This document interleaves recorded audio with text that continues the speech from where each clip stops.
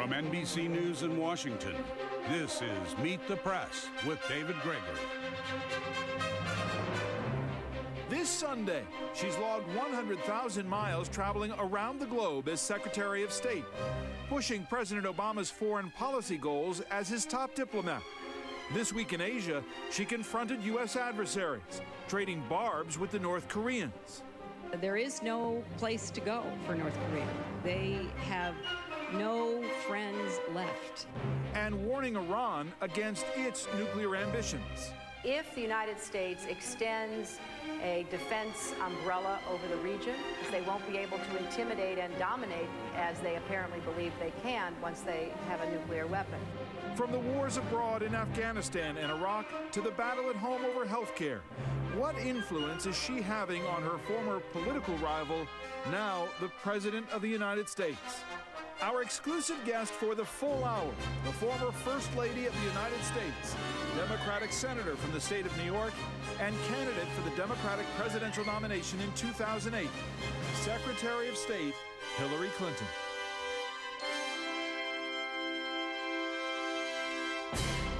But first, here she is, the Secretary of State, Hillary Clinton. Welcome back to Meet the Press. Thank you, David. It's great to be here with you. Glad to have you, and you're here for the full hour, so we have a lot to get to. Well, with your preview into it, there's a lot to talk about in the world today. So let's get right to it and talk about some of the hot spots around the globe that you're dealing with. First up is North Korea, and got tense this week. Here was the big headline: Clinton and North Korea engage in tense exchange. It actually began on Monday during an interview that you gave to ABC. Let's watch a portion of that. Well, what we've seen is this constant demand for attention. And maybe it's the mother in me or the experience that I've had with small children and unruly teenagers and people who are demanding attention. Don't give it to them. They don't deserve it. They are acting out in a way to send a message that is not a message we're interested in receiving. Now, the North Korean reaction was rather personal, and the Washington Post wrote about it on Friday. We'll put that up on the screen. The war of words between North Korea and the United States escalated, with North Korea's foreign ministry lashing out at Secretary of State Clinton in unusually personal terms for, quote, vulgar remarks that it said demonstrated, quote, she is by no means intelligent. We cannot but regard Mrs. Clinton as a funny lady. Sometimes she looks like a primary school girl. What were they thinking? Well, David, I think what's important here is the clear message that we're sending to North Korea, and it's one that is now unanimous. The Security Council Resolution 1874 made official that North Korea must change their behavior, and we have to get back to moving toward verifiable denuclearization of the Korean Peninsula in a peaceful manner. Now, as you know, and as you've reported, they've engaged in a lot of provocative actions in the last months. But what we, China, Russia, South Korea, Japan, and literally the unanimous international community have said is, it's not going to work this time. We're imposing the most stringent sanctions we ever have. We have great cooperation from the world community. China and we are working closely together to enforce these sanctions. We still want North Korea to come back to the negotiating table, to be part of an international effort that will lead to denuclearization. But we're not going to reward them for doing what they said they would do in 2005 and 6. We're not going to reward them for half measures. They now know what we in the world community expect. But it's interesting, if the posture of this administration was more engagement, even negotiations with our adversaries, it struck me this week that this was a ratcheting up of the rhetoric against North Korea. Well, we want to make clear to North Korea that their behavior is not going to be rewarded. In the past, they believe that they have acted out, done things which really went against the norms of the international community, and somehow then were rewarded. Those days are over. We believe that the six-party talk framework, which had everybody included, is the appropriate way to engage with North Korea. But they say, if I can just stop you, they say we're not playing in that group anymore. Well, that's what they say, and I think they are very isolated. Now, I saw that when I was at the ASEAN meeting, the Association of Southeast Asian Nations. I was in the same room with a representative from North Korea. who launched a broadside attack in the United States, blaming us for literally everything that has ever gone wrong in North Korea going back decades. I listened. Everyone else just didn't even look at him. I was struck by the body language. They don't have any friends left. And what we've seen, even Burma saying that they're going to enforce the resolution of sanctions. And when the North Korean representative finished, I just very calmly said, North Korea knows what it must do and what we are expecting from it. I talked with my counterparts from Russia, China, Japan, South Korea at length during the time I was in Thailand. We are all on the same page and we are all committed to the same goal. Can we say at this point, since it's so difficult to deal with North Korea, going back to President Clinton, who said that he would stop them from getting a nuclear bomb, after these missile tests, after the belief that they have 7 or 8 nuclear bombs, that an effort to keep them from going nuclear has failed? No, I don't think so, because their program is still at the beginning stages. And there are several important factors here that has led to the unanimity of the international community. It's not only that North Korea has, against the international norms, IAEA and other requirements, proceeded with this effort, but they also are a proliferator. We know that for a fact. So it's not only the threat they pose to their neighbors and eventually beyond. Before we get to a break, I want to get to another hot spot, and that, of course, is Afghanistan. And the headline coming out this week, U.S. deaths hit a record high in Afghanistan. The toll of 31 so far in July makes for the deadliest month of the war. Given that the president is surging up forces, 17,000 additional troops going to Afghanistan, is this a war of necessity for this president, or has it become his war of choice? Well, I think the president has been very from that. All right, we're going to leave it there for the moment. We're going to take a short break here, and we'll have much more with Secretary of State Clinton, including a question that keeps popping up around the world. Will we ever get to see you as president of the United States? Wow, that's not good. All coming up on Meet the Press. Meet the Press is brought to you by the Boeing Company. And we're back with the Secretary of State, Hillary Clinton. How is your elbow? Oh, it's getting better. It's about 80% of the way back. You know, there are certain moves that I can make, but there are others that are still kind of painful. But I'm doing my physical therapy. That's what everybody told me I had to do. Just handshaking is a little hard. Yes, I tried to. Which is hard for a diplomat. It is. I tried to do the handshaking when I was in India and Thailand, and my arm was really sore at the end. So I'm either putting out my left hand, or I love the ties. You know, I was going around like this to everybody. That helped me out a lot. It's just doing that in Germany is confusing. Yeah, well, probably it has to be culturally appropriate. Let's take a step back and look at the larger vision for the president's foreign policy. This is what the president said during his inaugural address, which was something of a mission statement. Let's watch. To those who cling to power through corruption and deceit and the silencing of dissent, know that you are on the wrong side of history, but that we will extend a hand if you are willing to unclench your fist. And yet, isn't the problem 6 months in that there may be a willingness to change the tone, there may be more engagement, but nobody's unclenching their fist yet? Oh, David, that's not the way I read it at all. I think 6 months in, look at what we've done. We have begun to fulfill our obligation to withdraw from Iraq, so that now when I meet with Prime Minister Maliki and 10 members of his government and about 12 of ours, we're talking about educational exchanges, we're talking about agriculture. We have a very clear policy on non-proliferation, which the president has stated, and we're back in the business of trying to move the world in a very... Well, to that point, what has President Obama proved to you as president that you didn't believe about him as a candidate? Well, I always had a very high respect for him as a colleague. We served in the Senate together. Now, during a campaign, you're going to magnify differences. You're trying to convince people to vote for you and vote against the other candidate. So I always had a very healthy respect for his intelligence, for his worldview, for his understanding of the complexity that we face in the 21st century. Now, having worked with him for 6 months, what I see is his decisiveness, his discipline, his approach to difficult problems. We have a really good process in the NSC that intensely examines problems, brings people to the table, goes outside the usual circle, tries to tee up decisions for what's called the Principals Committee, which I and the Vice President and the Secretaries of Defense and our CIA and our DNI and everybody sit around a table in the Situation Room. We take the work that comes from the Deputies Committee that's gone through this very rigorous process, and we hash it out. And we do not always agree, and we take positions. Right. And at the end, though, we reach a consensus. Either we are at a point where we feel that we know the best thing to suggest to the president, or we suggest a minority and a majority point of view. And then we meet with the president, and the president hears us out. Oftentimes he'll put somebody on the spot and he'll say, well, David, what do you really think? Right. Or he'll go and say, I didn't hear from you yet. And at the end of the day, the president makes the decision. And I've been very impressed by that. But during the campaign, you questioned both his experience and his toughness. Are those issues that you don't feel as strongly anymore? Oh, I don't feel them at all. I mean, I think that, you know, those were appropriate issues to raise in the campaign. I have no problem with having raised those because he hadn't yet been on the national scene.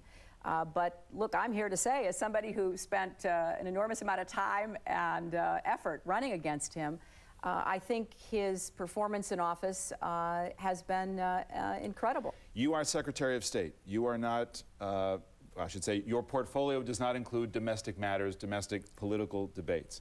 And yet health care is obviously a huge debate right now in this country and for this administration. And this is what you said when you ended your run for the presidency, June 7th, 2008. Let's watch. We all want a health care system that is universal, high quality, and affordable, so that parents don't have to choose between care for themselves or their children or be stuck in dead-end jobs simply to keep their insurance. This isn't just an issue for me. It is a passion and a cause, and it is a fight I will continue until every single American is insured, no exceptions and no excuses. You've always been passionate about this. You're not involved in the current debate, but why is it so hard, do you think? Well, David, it's hard because the system that we've seen grow up almost organically since World War II is so dysfunctional. And unfortunately, the incentives are often not in the right places to reward doctors, nurses, and other healthcare professionals for their outcomes, to really drive quality. And I applaud the president for taking it on right off the bat. You know, there are many problems we're dealing with in our country, and certainly he could have said, okay, fine, we'll get to that when we get to it, but he's waded right into it.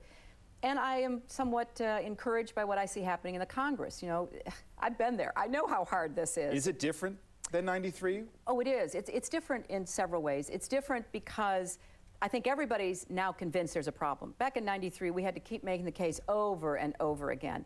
Well, now we know costs will continue to rise. For everybody who has insurance, there is no safe haven. Their costs will go up. We lose insurance for 14,000 people a day. We know that our system left unchecked is going to bankrupt not just families and businesses, but our country. So it is a central concern of President Obama and our administration. And yet you wrote in your memoir, Living History, something that was very interesting. You wrote this: ultimately, we could never convince the vast majority of Americans who have health insurance that they wouldn't have to give up benefits and medical choices to help the minority of Americans without coverage. Nor could we persuade them that reform would protect them from losing insurance and would make their medical care more affordable in the future. And that's exactly the issue that President Obama is dealing with now. Do you think he's doing a better job getting over that hurdle? I think he's making a very strong case. And what's important here is that people are always for change in general, and then they begin to worry about the particulars. As our process moves forward, we have legislation in both houses. We've had the committee I used to serve on, the Health, Education, Labor, and Pensions, so-called HELP committee, pass out a comprehensive bill. We're seeing action in the House. Then people will begin to see the particulars, and the legislative process will begin to try to, smooth out the rough edges and create the reassurances that people need. But what is so promising for me is that when I wrote that about our experience in the early 90s, there were still a lot of routes that people thought we could go down. Well, we'll try managed care, we'll get more HMOs, we'll be able to control costs for the people who have insurance. I'm talking now not about those who are uninsured, which I think is both a moral and an economic imperative, but the people without it, with it, and who are wondering, what's this going to mean for me? I think people now realize, I could be uninsured. the chances that businesses will continue to pay for insurance over the next 5, 10, 15 years are diminishing. I think, if I remember correctly, in 93 and 94, 61% of small businesses provided some kind of health insurance for their employees. It's down to 38%. So now everybody's worrying, and I think that gives the president a very strong case to make. Has he sought out your counsel on this? You know, we talk about everything. You know, I have a rule that I don't ever talk about what I talk about with presidents, whether it's my husband when he was president or now with President Obama, but even domestic issues, you'll offer some I'm thoughts. available to the president to talk about anything. Now, obviously, we have a pretty big portfolio that we have to deal with on the international stage. Bottom line, do you think health care will pass this time? I do. I think that the time has come. I think this president is committed to it. I think the leadership in Congress understands we have to do something, and I think we'll get it done. Let me ask you about another big issue in the news this week, because Henry Louis Gates is also a friend of yours, in addition to being a friend of this president's. Professor Gates arrested, of course. You see the picture there in his Cambridge home. The president talked about it at a press conference and then showed up unannounced in the briefing room to address it further. What role do you think he plays or should play in sensitive matters like this? Well, I think the president did an excellent job in addressing it on Friday when he went to the press room. And I think his point is very clear. He said, look, maybe I should have chosen different words, but he's going to have a beer with Professor Gates and Sergeant Crowley, and I think that's, you know, leadership by example, and I really commend him for that. But, you know, it's interesting because issues of race obviously played out in the course of the campaign, and I wonder, do you think the president has a special responsibility and plays a special role in terms of race relations for the country? Well, if something constructive can come out of this latest incident, it will be that people around the country are talking about the continuing challenges we face. You know, obviously the fact that the president exemplifies the progress that has been made over generations, the sacrifices of so many who came before, is a powerful statement in and of itself. His experience added to that, I think, is important for the country to see and to digest. But the president has said many times, he's the president of all the people in the United States. He's the president who, you know, wants to, you know, bring people together to solve problems and to make progress together. All right, we're going to take another short break here and continue in our remaining minutes with Secretary of State Hillary Clinton after this brief station break. I'll ask you about something that you deal with all over the world, and that's the topic of women in leadership. Here was a moment from Delhi University in India during your trip when you were asked a question. Madam, today and even day before yesterday, in one of your speeches, you hinted that the progress of women and the growth of women is directly linked with the progress and growth of any and every country. India has had a woman prime minister as early as in the 3rd decade of its post-independence era, while America has been deprived, if I can say so, of the same privilege. You could say so to me. And on What's it going to take for a woman to be president? Well, it'll take the right woman who can make the case and win the votes and get elected, and I am certainly hoping that happens in my lifetime. But what was so interesting about that exchange, David, is that I have now, as you said in the beginning, traveled more than 100,000 miles. I've been in, I think, 30 countries. I've done a lot of town halls because, you know, I believe it's not just diplomacy between government officials, it's diplomacy between people. So I've gone out of my way to do town halls, to do events that have significance to the countries in which I'm visiting. I cannot tell you how many times I've been asked about women in leadership, women in elected office, the role of women in development. This is a subject that is on the minds of people literally around the world. You say the right woman. You know, supporters of yours I've talked to over time say, you know what, we're so disappointed because if she couldn't do it, who can? I mean, all the establishment support, all the money, married to a former president, all of these things that you had established, and yet you couldn't do it. It's very daunting to a lot of people. Well, look, I'm not going to pretend that running for president as a woman is not daunting. It is daunting, and it is, you know, probably a path that doesn't appeal to a lot of women even in elective office because it is so difficult. But I am convinced, and I don't know if she's in elective office right now or if she's preparing to run for office, But there is a woman who I am hoping will be able to achieve that. Now, obviously, that's up to individual women who have to make this decision for themselves. This was Governor Sarah Palin, who is stepping down as governor of Alaska, and what she said when she was named to the ticket with John McCain last year. It was rightly noted in Denver this week that Hillary left 18 million cracks in the highest, hardest glass ceiling in America. But it turns out the women of America aren't finished yet, and we can shatter that glass ceiling once and for all. Now, you probably don't agree with her politically, but do you believe that Governor Palin represents a woman's chance to become president? Well, I'm out of politics. That's one of the things about being Secretary of State. And I would wish her well in her private life as she Does she have the what it office. takes? That's up to the voters to determine. It's up to the voters to determine with respect to anyone. I mean, putting together a presidential campaign is an extremely complicated enterprise. So I'm just going to leave it at that. And I will be an interested observer. I do want to see a woman elected president. I hope it's a Democratic woman who represents the So no endorsement for Governor Palin the at kind this of stage? approach that I happen to favor. Okay. The question again that comes up around the world is what you experienced during an interview on Wednesday in Thailand. Let's roll that. Will we ever get to see you as president of the United States? Well, that's not anything I'm at all thinking about. I've got a very demanding and exciting job right now, and I'm not somebody who looks ahead. You know, I don't know, but I doubt very much that anything like that will ever be part of my life. So it's wait and see. No. Never say never. Well, I am saying no. For now. Because I have a very committed attitude toward the job I'm doing now. And Now. so that's not anything that is at all on my radar screen. So, you know, I guess we don't have to worry about a free press in Thailand.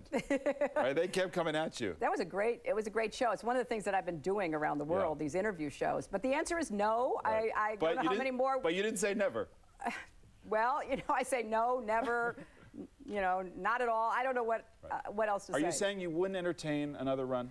I have absolutely no belief in my mind that that is going to happen, that I have any interest in it happening.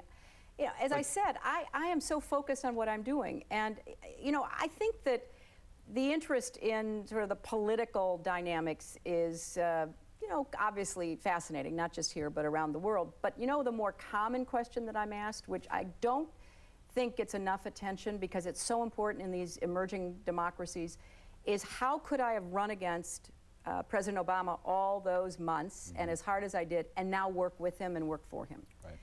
And a lot of countries can't believe that two former competitors could now have made common cause on behalf of our country. I think that's the story, and that to me is a message that we're trying to send to the rest of the world, that this is the way a democracy works. Do you still think about the campaign? Not really.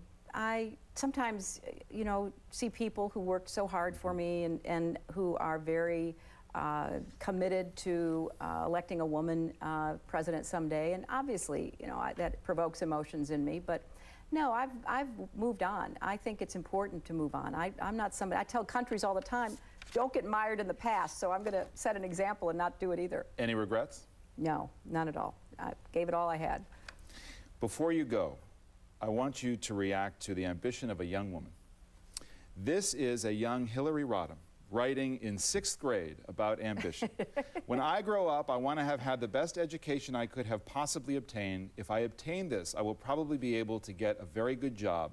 I want to be either a teacher or a nuclear physics scientist. Now, I have to ask you, has this whole thing, being the senator from New York, running for the presidency, is this all about setting yourself up to be a nuclear physics scientist? Well, unfortunately, David, I learned early on that that was not in the cards for me. So, you know, I had to settle for being in public life, which has been a great reward in and of itself. Is this the story, how the story is playing out, is what you expected?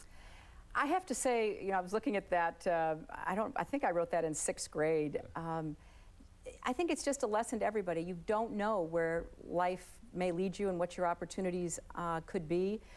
I did believe, and my mother and father impressed on me the need to get a good education, and I think my family's support and values and the education that I received set me up to be able to take advantage of a lot of these extraordinary opportunities I've been given.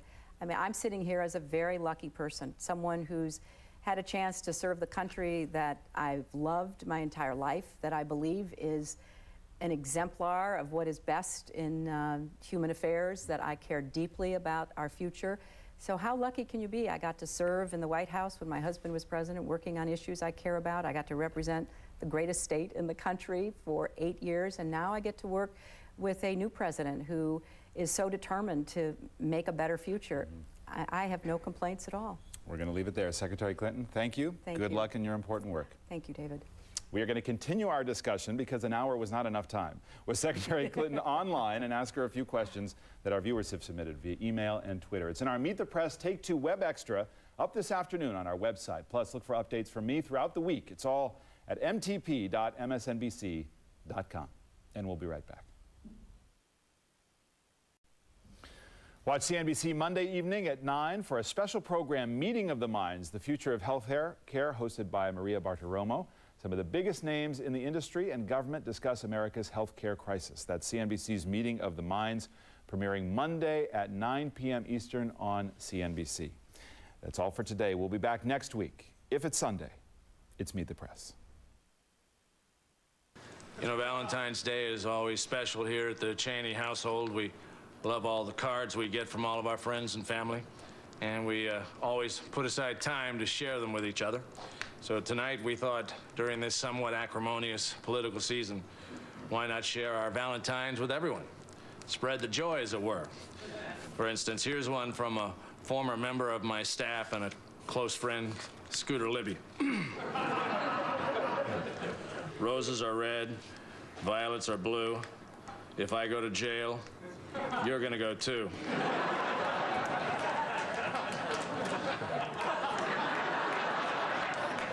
Happy Valentine's, Scooter Libby. Do we even know anyone named Scooter Libby? No, I don't think so. I didn't think so. So when we come back, we're going to talk about new details just out